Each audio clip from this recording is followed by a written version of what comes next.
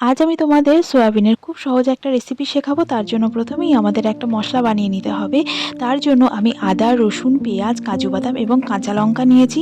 সেটাকে খুব সুন্দর করে সর্ষের তেলে ভেজে নেব এবং অন্যদিকে আমি সেদ্ধ করে রাখা যে সয়াবিনটা ছিল সেটাকে জল ঝরিয়ে একটা থালায় রাখবো। মশলাটা ভাজা হয়ে গেলে অন্য পাত্রে তুলে রেখে সেটাকে ঠান্ডা হওয়ার জন্য রেখে দেবো। অন্যদিকে কড়াইতে আমি একটু লবণ ও হলুদ দিয়ে জল ঝরানো সয়াবিনটা খুব ভালো করে ভেজে নেব। সয়াবিন ভাজা হয়ে গেলে তার মধ্যে আমি ক্যাপসিকাম কুচি, দই এবং কিছু মশলা দিয়ে ভালো করে মেখে রাখবো। মশলাটা যে ঠান্ডা করতে রেখেছিলাম এবং সেটা খুব ভালো করে পেস্ট করে নেব এবার। এবং সেই কড়াইতে সামান্য তেল দিয়ে তার মধ্যে দুটো ছোটো এলাচ এবং সামান্য একটু জিরা দিয়ে সেই পেস্ট করা মশলাটা দিয়ে দেবো।